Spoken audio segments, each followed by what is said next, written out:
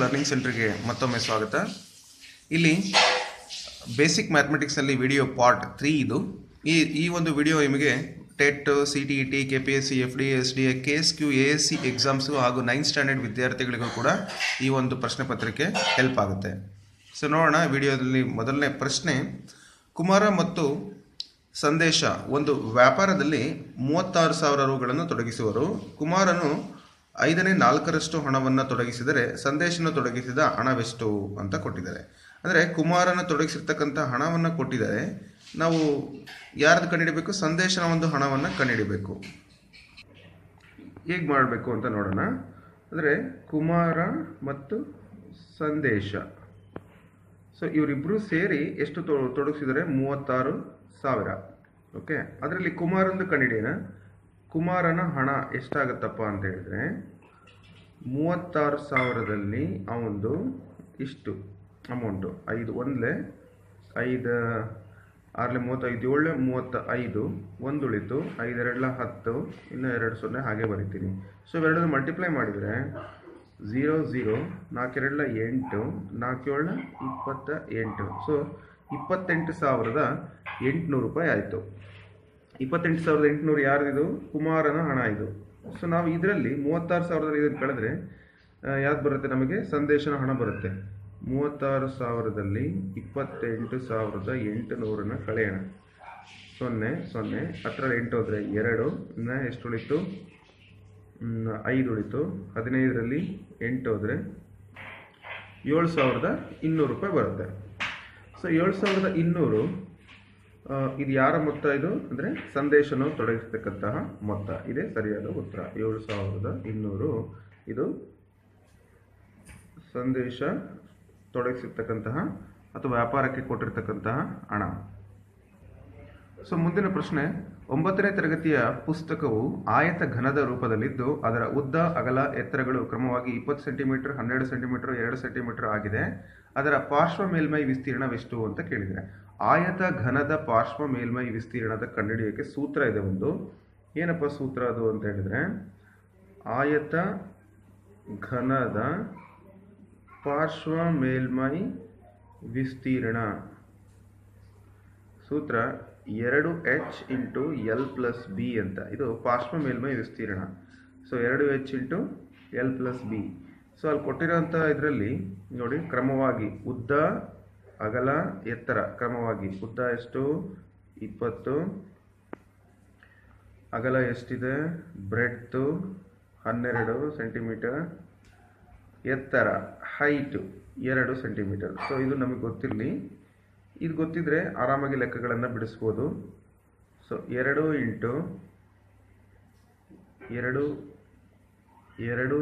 h ಅಂದರೆ 2 ಬ್ರಾಕೆಟಲ್ಲಿ, L ಅಂದರೆ ಎಷ್ಟು? 20 ಪ್ಲಸ್ ಬಿ ಅಂದರೆ 12. ಸೊ ಇಲ್ಲಿ ಈ ವ್ಯಾಲ್ಯೂಸನ್ನು ನಾನು ಇಲ್ಲಿ ಸಬ್ಸ್ಟಿಟ್ಯೂಟ್ ಮಾಡ್ಕೊಂಡಿದ್ದೀನಿ. 2 2 4, 20 32, 32 × 4 128 ಸೆಂಟಿಮೀಟರ್ ಸ್ಕ್ವೇರು. ಸೊ ಇದು ಪಾರ್ಶ್ವ ಮೇಲ್ಮೈ ವಿಸ್ತೀರ್ಣ. ಯಾವುದ್ರದ್ದು? ಆಯತ ಘನದ ಪಾರ್ಶ್ವ ಮೇಲ್ಮೈ ವಿಸ್ತೀರ್ಣ. ಸೊ ನಾವು ಮೆನ್ಸುರೇಷನ್ ಪ್ರಾಬ್ಲಮ್ಸನ್ನು ಪ್ರಾಕ್ಟೀಸ್ ಮಾಡಿದರೆ ಇದೇ ಥರ ಅನೇಕ ಲೆಕ್ಕಗಳನ್ನು ಮಾಡ್ಬೋದು. ಲೆಕ್ಕ. ಒಂದು ಆಟೋ ರಿಕ್ಷಾ 600 ಮೀಟರ್ ದೂರವನ್ನು 15 ಸೆಕೆಂಡ್ಗಳಲ್ಲಿ ಕ್ರಮಿಸುತ್ತದೆ. ಅದರ ವೇಗ km/hಗಳಲ್ಲಿ ಕಂಡುಹಿಡಿಯಿರಿ. ಸೊ ಈ ರೀತಿ ಇರ್ತಕ್ಕಂಥ ಪ್ರಾಬ್ಲಮ್ನ ಹೇಗೆ ಮಾಡಬೇಕು? ಅವರು ಕೊಟ್ಟಿರೋದು 600 ಮೀಟರ್ ಎಷ್ಟು ಸೆಕೆಂಡಿಗೆ? 15 ಸೆಕೆಂಡಿಗೆ. ಇದನ್ನು ನಾವು 1 ಸೆಕೆಂಡಿಗೆ ಕಂಡುಹಿಡಿಯೋಣ. ಅವಾಗ ಏನಾಗುತ್ತೆ? ಕ್ಯಾನ್ಸಲ್ ಮಾಡೋಣ. ಅಥವಾ ನೋಡಿ, ಇಲ್ಲಂದರೆ 15 ಸೆಕೆಂಡಿಗೆ 600 ಮೀಟರು. ಸೊ 1 ಸೆಕೆಂಡಿಗೆ 600 ಮೀಟರ್ ಬೈ 15 ಅಲ್ವಾ? ಸೊ 15 1 15 2 30 13 45 14 60 ಅಲ್ವಾ?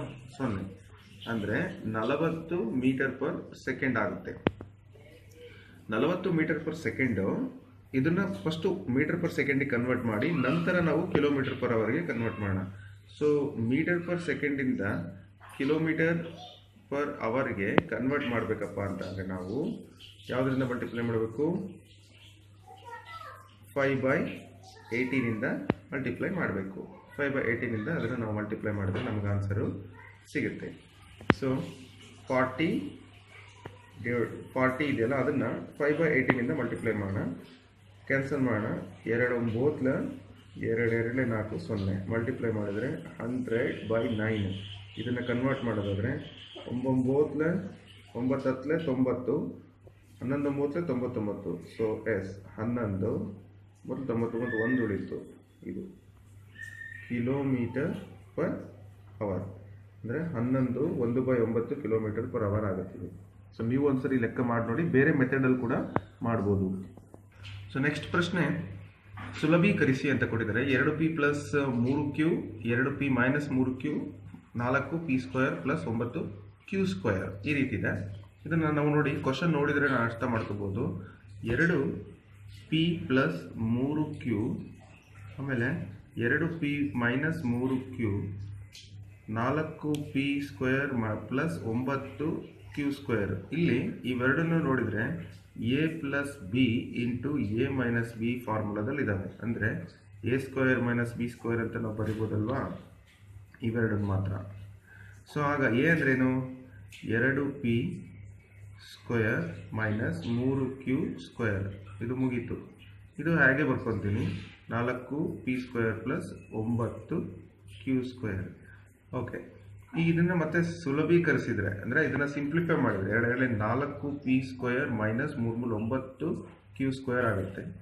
ಇಲ್ಲ ಹಾಗೆ ಇದೆ, 4p² plus 9q².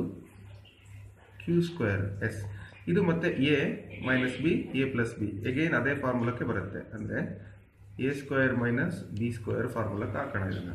So a² ಅಂದರೆ 4p² minus 9q² whole square. 4 ಏನಾಗುತ್ತೆ, 4 16 p⁴ ಮೈನಸ್ 9 81 q⁴ ಆಗುತ್ತೆ. ಸೊ ಇದು ಇದರ ಒಂದು ಉತ್ತರ. ಸೊ ಮುಂದಿನ ಪ್ರಶ್ನೆ, ಇದನ್ನು ಬಿಡಿಸಿ ಅಂತ ಕೊಟ್ಟಿದ್ದಾರೆ. ಬಿಡಿಸಿರಿ. 3b minus 2/7 minus b minus 2/4 is equal to 2 ಅಂತ ಕೊಟ್ಟಿದ್ದಾರೆ. ಸೊ ಇದು ಯಾವ ರೀತಿಯಾಗಿ ಬಿಡಿಸಬೇಕು, ಬೇಸ್ ಎರಡು ಸೇಮ್ ಕೊಟ್ಟಿದ್ದಾರೆ, ಡಿನಾಮಿನೇಟರ್ ಎರಡು ಬೇರೆ ಬೇರೆ ಇದೆ. ಇಂಥವಕ್ಕೆ LCM ಕಂಡುಹಿಡಿದು ನಾವು ಮಾಡಬೇಕು. ನೋಡೋಣ ಯಾವ ಥರ ಅಂತ. 3b ಮೈನಸ್, ನೀವು ಬೇಕಾದ್ರೆ ಬೇರೆ ಮೆಥಡ್ ಕೂಡ ಮಾಡ್ಬೋದು, ನಿಮ್ಗೆ ಯಾವ್ದು ಇಷ್ಟ ಆಗುತ್ತೋ ಅದು, ಬಟ್ ನನಗೆ ಗೊತ್ತಿರೋ ಮೆಥಡ್ ನಾನು ಮಾಡ್ತಾ ಇದ್ದೀನಿ. ಸೊ ಇಸ್ ಈಕ್ವಲ್ ಟು 2 ಅಂತ ಇದೆ. ಸೊ ಇಲ್ಲಿ ಡಿನಾಮಿನೇಟರ್ 7 ಮತ್ತು 4ಕ್ಕೆ LCM ತೊಗೊಂಡ್ರೆ ಎರಡು ಬೇರೆ ಬೇರೆ ಅಲ್ವಾ, ಕೋ ಪ್ರೈಮ್ ನಂಬರ್ ಅಂತ ನಾವು ಕರಿತೀವಿ. 4 7 28 ಅಲ್ವಾ. ಸೊ 28 ಆಗುತ್ತೆ. ಅದಕ್ಕೆ ಇದನ್ನು ಕನ್ಫ್ಯೂಸ್ ಆಗದೆ ಇರೋ ಥರ ಬರ್ಕೊಳ್ಳೋದು ಯಾವ ಥರ, ಬೈ 7 ಇಂಟು 28 ಅಂತ ಬರ್ಕೋಬೇಕು ನೋಡಿ. ಮೈನಸ್ b ಮೈನಸ್ 2/4 ಇದಕ್ಕೂ ಕೂಡ 28 ಮಲ್ಟಿಪ್ಲೈ ಮಾಡ್ತಾ ಇದ್ದೀನಿ. ಇಸ್ ಈಕ್ವಲ್ ಟು 2 ಇಂಟು 28, ಎಲ್ಲದಕ್ಕೂ 28 ಮಲ್ಟಿಪ್ಲೈ ಮಾಡ್ತಾ ಇದ್ದೀನಿ ನಾನು. ಸೊ ಈಗ 7ರಿಂದ 7 1 7 4 7 4 28, 4 1 4 7 28 ನೋಡಿ, ಡಿನಾಮಿನೇಟರ್ ಫುಲ್ ಹೋಯ್ತು. ಸೊ ಈ ನಂಬರ್ಸು ಇದಕ್ಕೆ ಮಲ್ಟಿಪ್ಲೈ ಮಾಡಬೇಕೀಗ. 4 2 8 ಮೈನಸ್ 4 3 12 b. ಓಕೆ, ಇಲ್ಲಿ ಮೈನಸ್ ಇದೆ, ಬ್ರ್ಯಾಕೆಟ್ ಹಾಕೊತೀನಿ. 7 2 14ಕ್ಕೆ 14 ಮೈನಸ್ 7 ಇಂಟು b 7b ಆಗುತ್ತೆ. ಇದು ಕ್ಲೋಸ್. ಇಸ್ ಈಕ್ವಲ್ ಟು 2 8 16ಕ್ಕೆ 6 ದಶಕ 1 2 4 1 5 56 ಬರುತ್ತೆ. ಸೊ ಈಗ ಈ ಮೈನಸನ್ನು ಇದಕ್ಕೆ ಮಲ್ಟಿಪ್ಲೈ ಮಾಡೋದ್ರಿಂದ 12b minus 8 minus 7b plus 14 is equal to 56. ಇಲ್ಲಿ 14 ಇದೆ, ಇಲ್ಲಿ 8 ಇದೆ ನೋಡಿ. ಮತ್ತು ಇಲ್ಲಿ b ಎರಡು ಸೇಮ್ ಇರೋದ್ರಿಂದ 12ರಲ್ಲಿ 7 ಆದರೆ ಎಷ್ಟು, 5b. ಇಲ್ಲಿ 14ರಲ್ಲಿ 8 ಹೋಗುತ್ತೆ, ಅಂದರೆ 8 6 ಉಳಿಯುತ್ತಿದ್ದು, ಅಂದರೆ 14ರಲ್ಲಿ 8 ಅಂದರೆ 6 ಉಳಿಯುತ್ತೆ, plus 6 is equal to 56. So ನಮಗೆ 5b ಇಸ್ ಈಕ್ವಲ್ ಟು 56, 6 ಆ ಕಡೆ ಹೋದರೆ ಮೈನಸ್ 6 ಆಗುತ್ತೆ, ಅಲ್ಲಿಗೆ 50. 5b is equal to 55. b is equal to 50/5, 5 1 5 10. So b value 10 ಬಂತು. ಅವ್ರು ಏನು ಕೇಳಿದರು ಕ್ವಶನ್ನು, ಬಿಡಿಸಿರಿ ಅಂದರೆ ಅಲ್ಲಿರ್ತಕ್ಕಂಥ ಒಂದು ವೇರಿಯಬಲ್ ಅಥವಾ ಗೊತ್ತಿಲ್ಲದೆ ಇರೋವಂಥ ವ್ಯಾಲ್ಯೂವನ್ನು ಕಂಡುಹಿಡಿಯೋದನ್ನೇ ನಾವು ಬಿಡಿಸಿರಿ ಅಂತ ಅರ್ಥ. ಸೊ ಅದು ವ್ಯಾಲ್ಯೂ ಎಷ್ಟು ಬರುತ್ತೆ, b is equal to 10. So ಮುಂದಿನ ಪ್ರಶ್ನೆ ನೋಡೋಣ. ಒಂದು ಸಮ ದ್ವಿಬಾಹು ತ್ರಿಭುಜದಲ್ಲಿ ಪ್ರತಿ ಪಾದ ಕೋನವು ಶೃಂಗ ಕೋನದ 2ರಷ್ಟಿದೆ.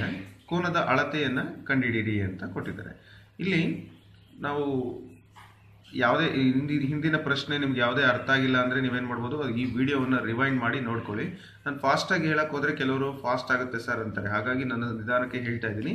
ವಿಡಿಯೋನ ನಿಮ್ಗೆ ಯಾವ ಪ್ರಾಬ್ಲಮ್ ಗೊತ್ತಾಗಿಲ್ಲ ಅದು ರಿವೈಂಡ್ ಮಾಡಿ ಮತ್ತೆ ಮತ್ತೆ ನೋಡ್ಕೊಳ್ಳಿ. ಓಕೆ, ಈ ಒಂದು ಪ್ರಾಬ್ಲಮಲ್ಲಿ ಒಂದು ಸಮದ್ವಿಬಾಹು ತ್ರಿಭುಜವನ್ನು ಬರ್ಕೊಳ್ಳೋಣ. ಓಕೆ, ಈ ರೀತಿ ಇದೆ, ಅದನ್ನು ಎ ಮತ್ತು ಬಿ ಸಿ ಅಂತ ಕೊಟ್ಟಿದ್ದೀನಿ. ಸೊ ಎ ಬಿ ಸಿಯಲ್ಲಿ ಸಮದ್ವಿಬಾಹು ಪ್ರತಿ ಪಾದ ಕೋನವು ಶೃಂಗ ಕೋನದ, ಇದು ಶೃಂಗ ಅಂತ ಹೇಳಿದ್ರೆ ಇದು.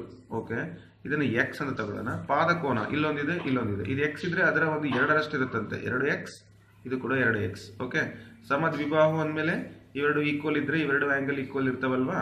ನಾನು ಕಳೆದ ವಿಡಿಯೋದಲ್ಲಿ ಇದ್ರ ಬಗ್ಗೆ ಆಲ್ರೆಡಿ ಥಿಯರಮ್ 2 ಅಂತ ಹೇಳ್ಕೊಟ್ಟಿದ್ದೀನಿ. 8th ಸ್ಟ್ಯಾಂಡರ್ಡಲ್ಲಿ ನೀವು ಆ ಪ್ರಾಬ್ಲಮ್ಸನ್ನು ನೋಡ್ಬೋದು. ಇದು 9th standard question paper. So ಇಲ್ಲಿ ಶೃಂಗದ ಕೋನದ 2ರಷ್ಟಿದೆ, ಕೋನದ ಅಳತೆಯನ್ನು ಕಂಡುಹಿಡಿಯಿರಿ. ಸೊ ಈಗ ನಾವು ಬರ್ಕೊಂಡಿರೋಂಥ ತ್ರಿಭುಜದ ಎಲ್ಲ ಕೋನಗಳನ್ನು ಕಂಡಿದ್ದೇನೆ. 2x 2x 1x. ನಮಗೆ ಗೊತ್ತು ಎಲ್ಲ ಕೋನಗಳ ಮೊತ್ತ ಏನಾಗಿರುತ್ತೆ, 180 ಡಿಗ್ರಿ, ಹೌದಲ್ವಾ. ಸೊ ಎ ಅಂದರೆ x plus 2x plus 2x is equal to 180. ಅಲ್ಲಿಗೆ 2 2 4 1 5x is equal to 180. X is equal to 180 by 5. 5 ಒಂದಲೇ 5 3 15 ಮತ್ತು 3 ಉಳಿತು, 5 6 30. So x is equal to 36. ಅಲ್ಲಿ ಗೊತ್ತಾಯ್ತಲ್ಲ, ಇದು 36 ಡಿಗ್ರಿ ಬಂತು. 2x ಅಂದರೆ 2 ಇಂಟು 36, 2 12 2 ದಶಕ 1 2 3 6 1 7 72. ಅಂದರೆ ಆ್ಯಂಗಲ್ ಎ ಆ್ಯಂಗಲ್ ಎ ಎಷ್ಟಿರುತ್ತೆ ಇದರಲ್ಲಿ ಅಂತ ಹೇಳಿದ್ರೆ ಎಕ್ಸು, ಅದರ ವ್ಯಾಲ್ಯೂ ಬಂದು ನಾವು ಈ ಕಡೆ ಹಿಡಿದ್ವಲ್ಲ ಅದು 36 ಡಿಗ್ರಿ. ಆ್ಯಂಗಲ್ ಬಿ 72, ಇದು ಕೂಡ 72, ಒಟ್ಟಿಗೆ 180 ಡಿಗ್ರಿ. ಎಲ್ಲ ಆ್ಯಂಗಲ್ಗಳನ್ನು ಕಂಡುಹಿಡಿಯಿರಿ ಅಂತ ಕೊಟ್ಟಿದ್ದಾರಲ್ವಾ, ಕೋನದ ಅಳತೆಗಳು. ಓಕೆ, ನೆಕ್ಸ್ಟ್ ಮುಂದಿನ ಪ್ರಶ್ನೆ. ಚಿತ್ರದಲ್ಲಿ ಈ ಲೈನು ಮತ್ತು ಸಿ ಡಿ ಮತ್ತು ಇ ಎಫ್ ಎಲ್ಲವೂ ಕೂಡ ಒಂದಕ್ಕೊಂದು ಪ್ಯಾರಲಲ್ ಆಗಿದ್ದಾವೆ. ಹಾಗಾದರೆ XYZ ಬೆಲೆಗಳನ್ನು ಕಂಡುಹಿಡಿಯಿರಿ. ನೋಡಿ, ಇಲ್ಲಿ ಈಸಿಯಾಗಿ ಇದು ಈ ರೀತಿಯಾಗಿ ಇದು ಪ್ಯಾರಲಲ್ ಆಗಿರೋದ್ರಿಂದ ನಾವು ಈ 60 degree x is equal to 60 degree ಅಂತ ಹೇಳ್ಬೋದು. ಯಾಕೆ ಅಂತ ಹೇಳಿದ್ರೆ ಪರ್ಯಾಯ ಕೋನಗಳು. ಸೊ ಎಕ್ಸ್ ಇದಕ್ಕೆ ಈಕ್ವಲ್ ಇರುತ್ತೆ. So x is equal to 60 degree ಪರ್ಯಾಯ ಕೋನ. ಹಾಗೆಯೇ ಇಲ್ಲಿ ಝೆಡ್ ಮತ್ತು ಈ ಲೈನನ್ನು ನೋಡೋದಾದರೆ ನಾವು ಇದು ಆಲ್ಟರ್ನೇಟ್ ಆ್ಯಂಗಲ್ಸ್ ಅಂತ ನಾವು ಕರಿತೀವಿ, ಅಥವಾ ಇದು ಕೂಡ ಪರ್ಯಾಯ ಕೋನಗಳು ಸಮ ಅಂತ ಕೂಡ ಹೇಳ್ಬೋದು. ಇದು ಝೆಡ್, ಅದು ಏನಾಗುತ್ತೆ 110 ಡಿಗ್ರಿ ಆಗುತ್ತೆ. Z is equal to 110 degree. ಹಾಗೆಯೇ ಈಗ ಝೆಡ್ 110 ಡಿಗ್ರಿ ಆದರೆ ವೈ ವ್ಯಾಲ್ಯೂನ ಆರಾಮಾಗಿ ಕಂಡುಹಿಡಿಬೋದು. ಹೇಗೆ, ಲೀನಿಯರ್ ಪೈರ್ ಅಂತ ತೊಗೊಂಡು 180ರಲ್ಲಿ 110 ಕಳೆದ್ರೆ Y is equal to 70 degree. ಹೀಗೆ ನಾವು ಲೆಕ್ಕಗಳನ್ನು ಈಸಿಯಾಗಿ ಬಿಡಿಸ್ಬೋದು. ಸೊ ಮೆಥಡ್ ನಾನು ಬರೆದಿಲ್ಲ.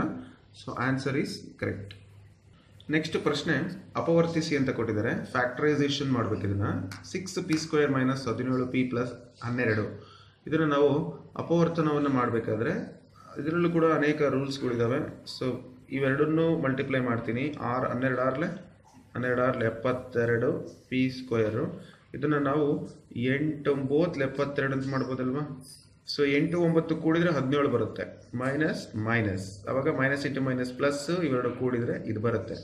ಹಾಗಾಗಿ ನಾನು ಬರಿತಾ ಇದ್ದೀನಿ ಇಲ್ಲಿ 6p² - 8p - 9p + 12. ಯಾಕೆ ಈ ಥರ ಬರೆದೆ, 17 ಬದಲಿಗೆ ಇವೆರಡು ಬರೆದಿದ್ದೀನಿ. ಇವೆರಡರಲ್ಲಿ ಕಾಮನ್ ಏನು ತೆಗಿಬೋದು, 2p ತೆಗಿಬೋದು. ಅಲ್ಲಿಗೆ 2 3 6 1p ಉಳಿತು. ಮೈನಸ್ 2 4 ಮೈನಸ್ 9 ಕಾಮನ್ ತೆಗಿಬೋದಾ, ಇಲ್ಲ. 3